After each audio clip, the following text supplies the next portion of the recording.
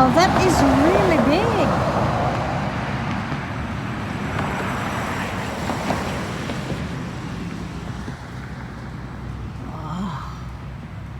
Oh wow, you visit that, you visit that, you visit. Ah!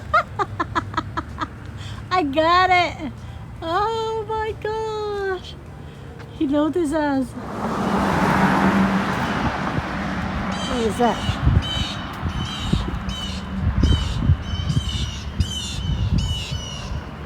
I cannot even see it clear.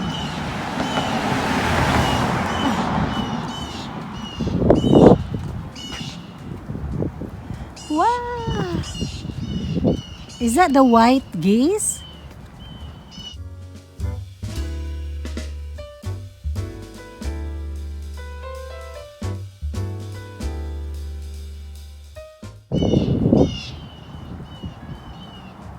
I'm just guessing, I cannot see.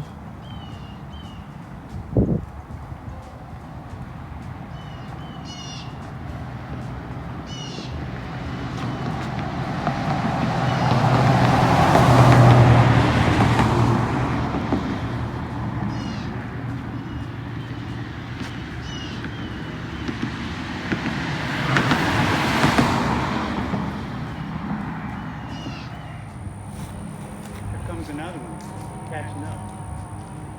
See it? Here comes another one. I didn't even know where it is. Right there, see him? Oh, it disappeared, huh? Oh see yeah. Here, oh yeah, there's one catching up, but I cannot see. I'm just looking at the tree for my marks. What are those birds? Yeah, in that tree.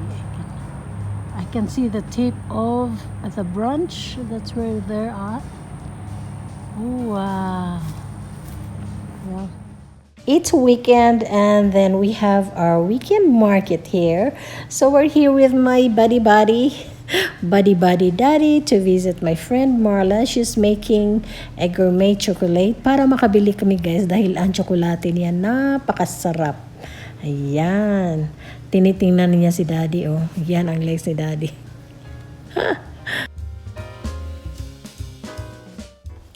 So, we're here. We just get back from our farmer's market. So, ito guys, nagutom si daddy and si mommy and requested ng ating eldest na gagawa daw ng guacamole. Nakaspat siya yata ng 3 avocados sa ating refrigerator.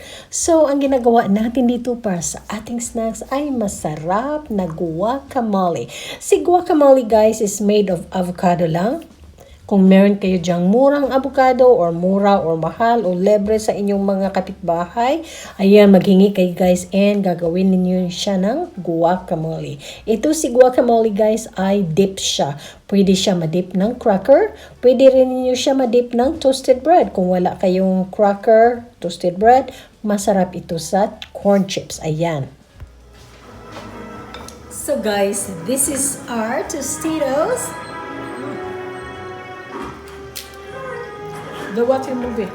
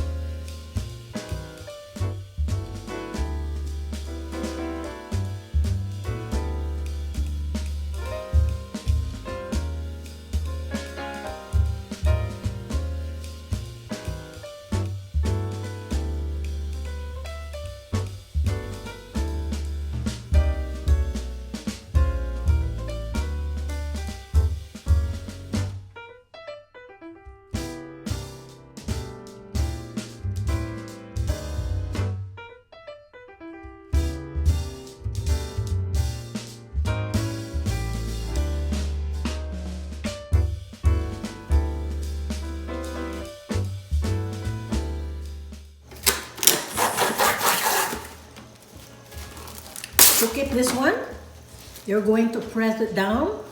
Now there's no air.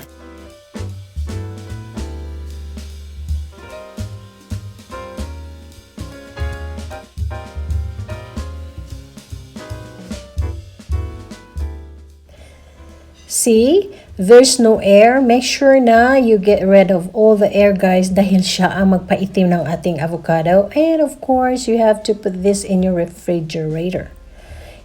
So like this, no air, so that it will still fresh. It will not become black or brown or grayish.